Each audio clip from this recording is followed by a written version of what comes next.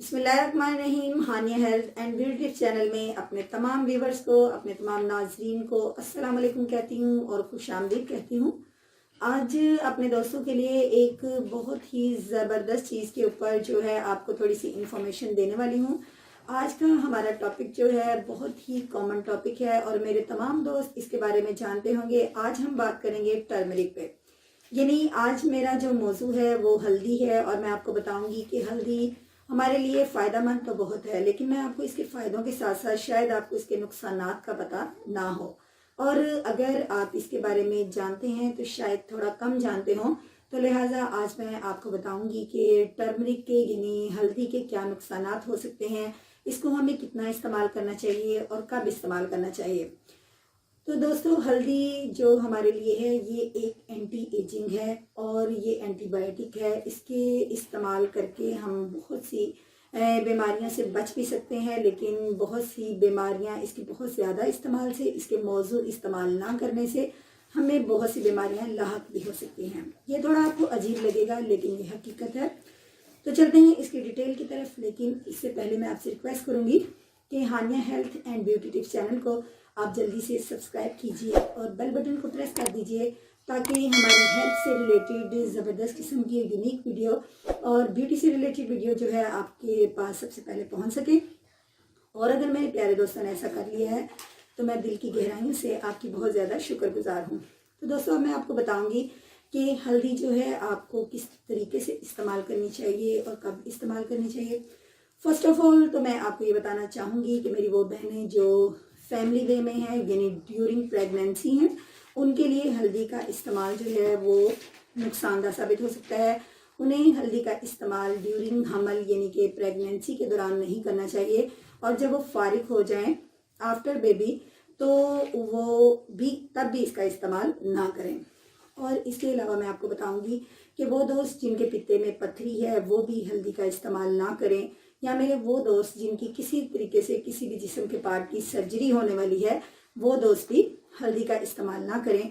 क्योंकि जब सर्जरी अगर हम हल्दी का इस्तेमाल करते हैं सर्जरी से पहले यानी कि हमारे इस्तेमाल में हल्दी होती है, तो वो फिर हमें जब सर्जरी हो रही होती है तो उसमें हमारी ब्लड की जो ज़िया है ब्लड का वो बहुत ज़्यादा हो जाता है। ये सुनने में अजीब लगेगा लेकिन ये हकीकत है। और तीसरी बात मैं आप लोगों को ये बताना चाहूँगी कि हल्दी के अंदर कुछ इस तरह के अज्जा पाए जाते हैं जिनको हम मौजूद तौर पर जब इस्तेमाल नहीं करते, हल्दी को हम इस्तेमाल में ज़्यादा लेके आते हैं तो भी हमारे लिए ये हल्दी जो है वो नुकसानदा साबित होती है।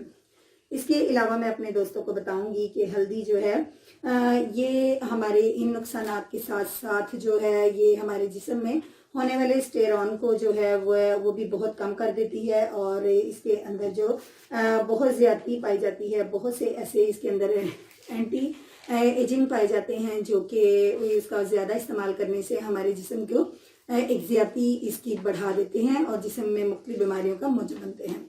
लेकिन इसके साथ साथ मैं आपको ये भी बताऊंगी कि हल्दी के जो फ़ायदे हैं, फ़ायदों में हल्दी क्या आती है, हल्दी आपकी ब्यूटी को बहुत ज़्यादा बढ़ाती है।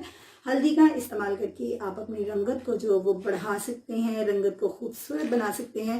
इसके अलावा मैं आपको बताऊंगी कि आपके ब्रेन को स्ट्रॉन्ग बनाने के लिए, यानी कि ख़ास तौर पे जो हमारे छोटे बच्चे होते हैं इनके लिए जो है हल्दी बहुत ही मौजू होती है। ख़ास तौर पे सर्दी के मौसम में हमारे बच्चों के ये जो है माइंड लेवल को, ब्रेन लेवल को बहुत ज़्यादा बढ़ाती है। बच्चों का जो ब्रेन है वो बहुत ज़्यादा स्ट्रॉन्ग होता है और इनकी जो मेमोरी है वो भी स्ट्रॉन्ग हो जाती है।